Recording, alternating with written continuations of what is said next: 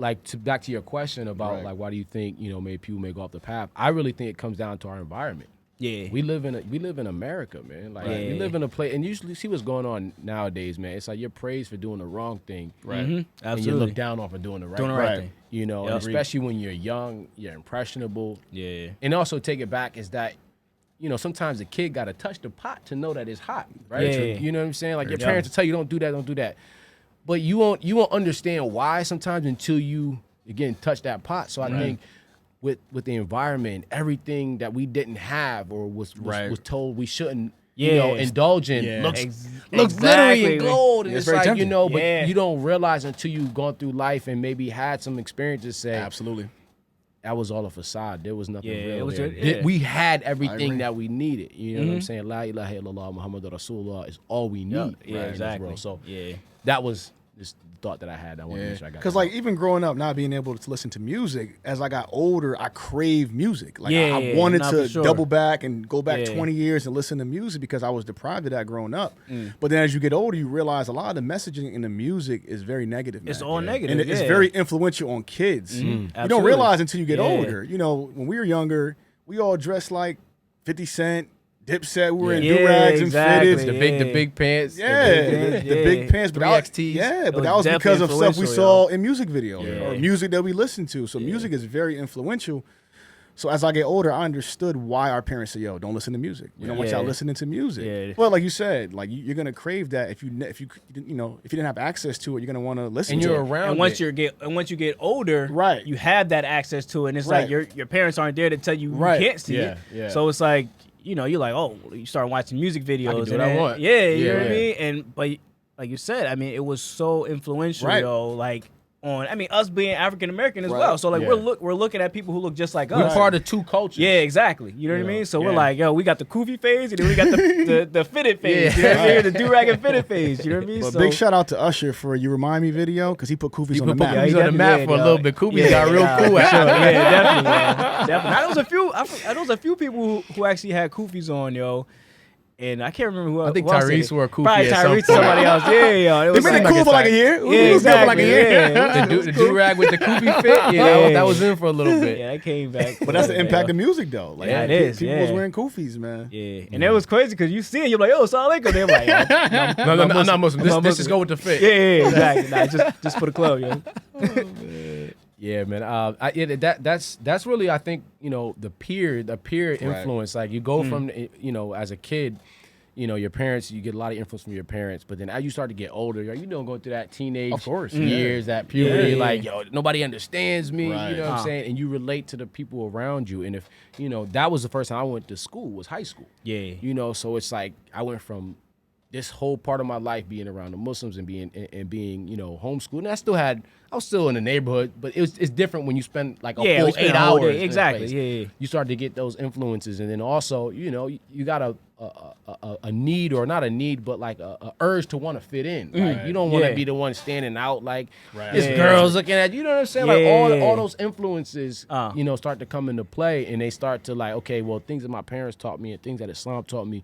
Yeah. Let me put that to the side real quick. I want to be cool. I want to have my peers look at me in a certain light. So I also has an influence. I mean, to piggyback off that, I mean, when we growing up, being different wasn't cool. No. Being unique or standing out was not cool. Yeah. Shout out to the brothers at Blue Now for the long T-shirts because they helped me fit in. Yes. They should give us the Muslim discount. It was 3 for 10. I get 4 for 10. I get 4 for 10. You know what I'm saying? So shout out to them. I just wanted to blend in school. You didn't want to stand out back then. Nowadays, you could be different. Like being different is like being considered cool. But when we were growing up, if you were different, you was going to Blue Now after a week because you got ranked on consistently using Blue Now, getting a 3XT and some black and white uptowns. And I remember one phase of like, I was like, my dad, you can't cut my hair no more. Oh yeah, we used to always wear kufi, so it didn't really matter. But, bro, that freshman year, and I had the round edge up. Yeah, bro, I got ranked right to the barbershop. Yeah, but then when I got that the fresh cut, I think shout out to Mike's over on Willie at the time. It was different. It was like, oh, you got the got hair. Girls got you different, yo. So like these things you just don't.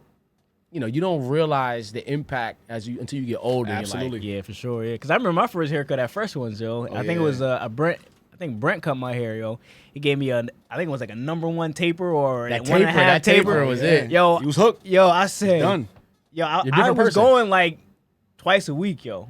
Like it was crazy, yo. Like I was saving up my money, allowance, whatever I got. I was going to the barbershop, yo. Word. You know what I mean?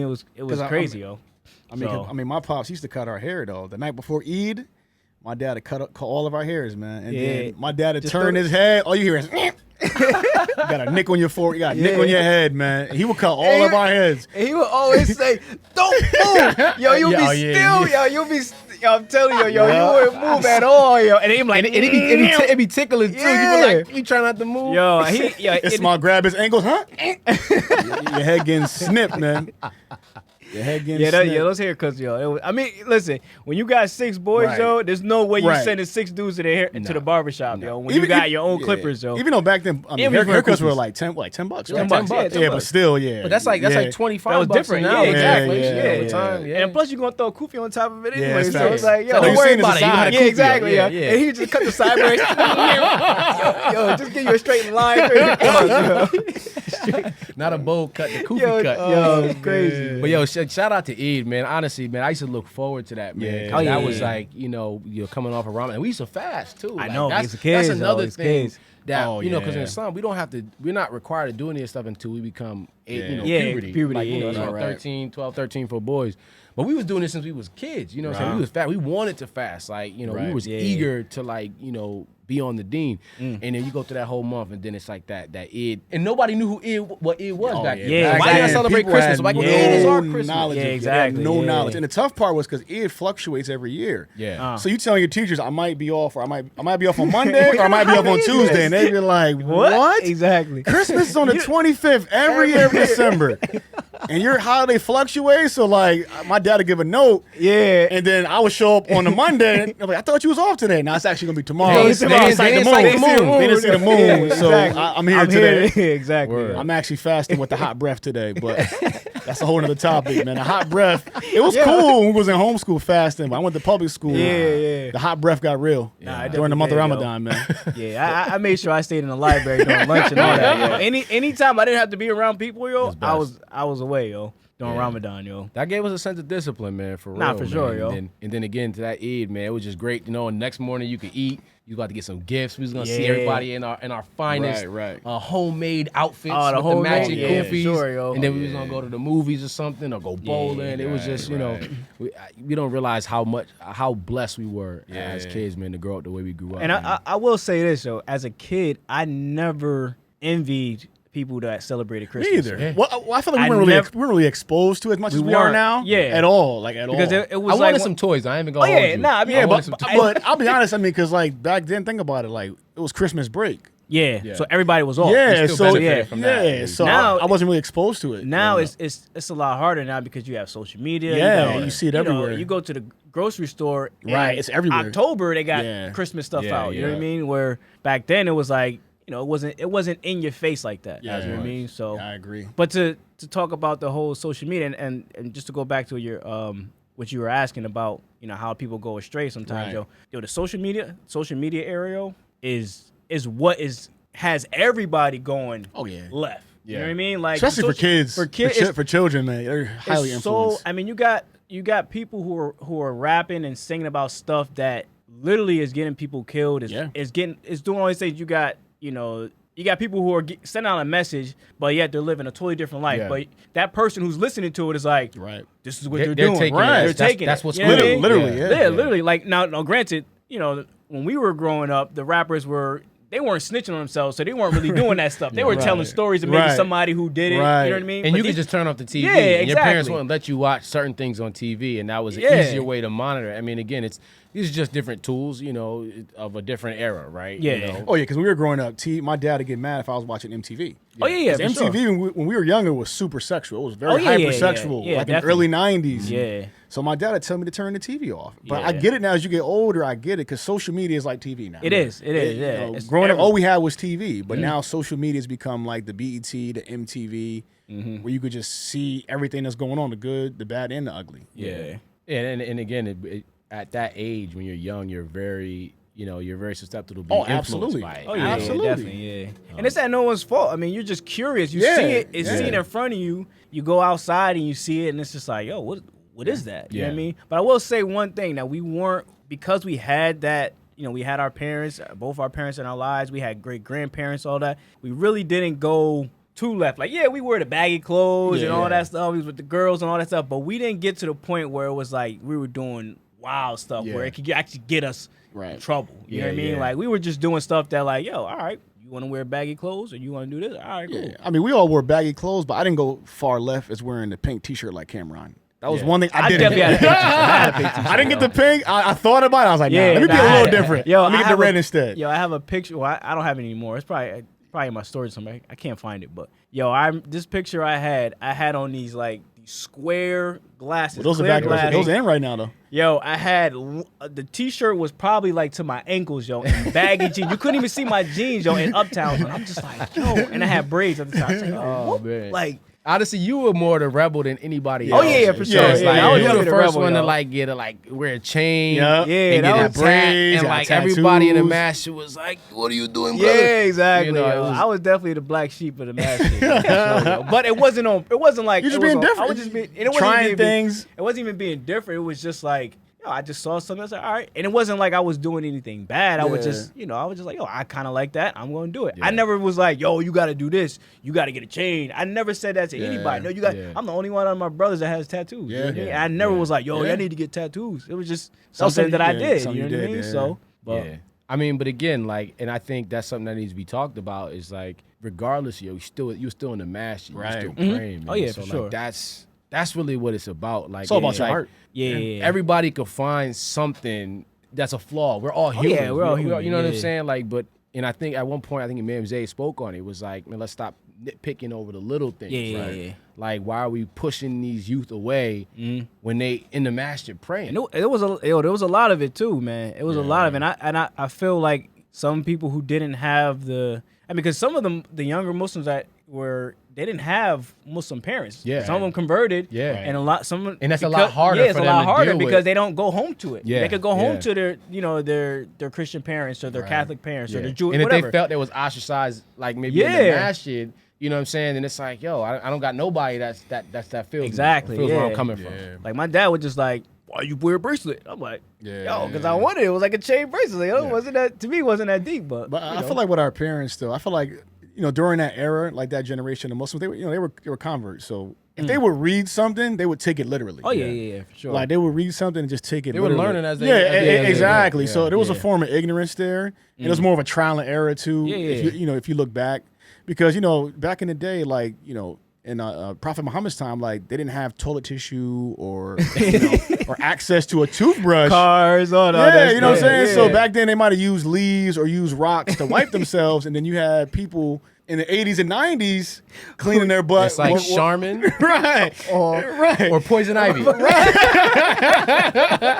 Like, come on, man. Like Allah gave us common sense. As they say, common sense is not really that common. Yeah, exactly. But they would read something literally, and they would wipe their butt with poison ivy, as you say. Like, why you scratching under your throw, boy? That leaf, I think I got a bad leaf.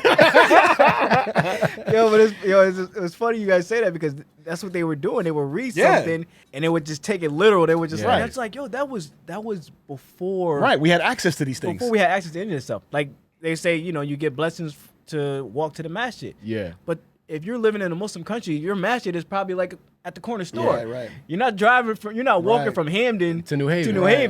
You know what I mean? And then you're like, I missed Juma because I walked.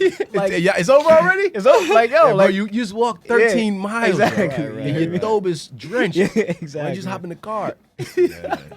Well, one other thing I just came to my mind, I think we should talk about, like, did y'all ever feel, especially when we was younger, like what the model Muslim looked like, right? And I feel like we as a community, like most of us are, African American, right? Black, but we strive to like dress like, Muslims from other parts of the world. Absolutely. And we almost looked at them as like, okay, that's what a model Muslim looks like, just because, they might be from an Arabic speaking country. Like, what are y'all thoughts on that, and how you think that impacted us when we were younger? Well, I think for us though, like our masjid in particular was very inspired by like the Arab culture. Mm-hmm. You know what I'm saying? Because, you had other mashes that were like, I'm not gonna say more Americanized, but they might have wore a shirt and tie with a kufi. Yeah. But I felt like a lot of people will look down on Muslims like that for wearing a shirt and tie. Yeah. Or, you know what I'm saying, or wearing, not wearing a kufi. Yeah, that'll be frowned That was upon. a big thing. Yeah, that was a big thing. We can go deep in that. Yeah, But yeah, that's a whole other topic, the kufi situation. But for me personally, like the ideal Muslim was the Muslims that came to the masjid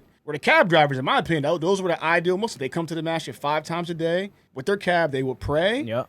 They wave to and they go about their business. Those, to me, that was always the ideal Muslims that I saw growing up. Yeah. For me personally. Yeah, I mean, for me, honestly, I really didn't have I didn't have an ideal Muslim. It was just like, I looked at it like, if you were a good person, right? Like that's the type of that's who I kind of gravitated towards. It wasn't like, he's doing this, he's doing that. It was just like, I just want to make sure that you're a good person, because that's really what it's all about, yo. Yeah. Because you can be the 5 times a day, do all this, and then you selling drugs, or you're doing, or doing something that you're not supposed to be doing. So it's like, so where do you have that balance? So it was really doing all that, but at the same time, someone you can actually talk to, approach, and I was genuine, and just to talk to you. So I felt like that was, for me, the more ideal Muslim. But. Well, I mean, for me, I don't really, because again, only Allah knows what's in our heart. But I just felt like when we was growing up, like there was an emphasis on making sure you dressed a certain way. Right. And I always had a conflict with that, because it was like,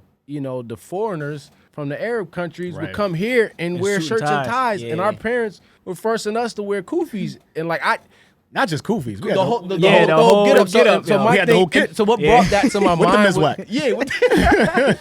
like I just remember, one of my boys.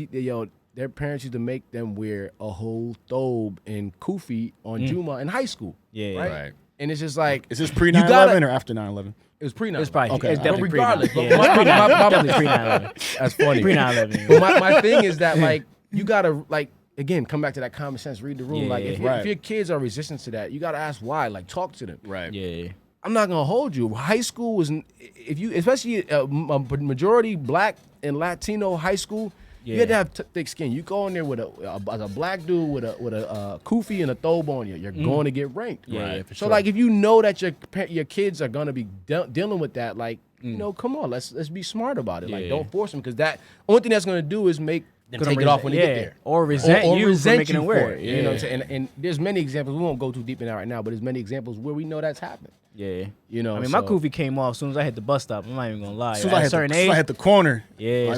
I think it was like my sophomore year. Yeah. At first, freshman year, I was everybody was like receptive to it. You know what I mean? Like, but after that, I was like, now everybody know me. I can take it off. Yo. Yeah. You know what I mean? So, and bro, once I got that Mike's, shout out to Mike's haircut, man. Like, once I got that fresh haircut, no more in-house rounded out edge up. It was a wrap, yo. That cougar was nothing like butter once you got on the bus.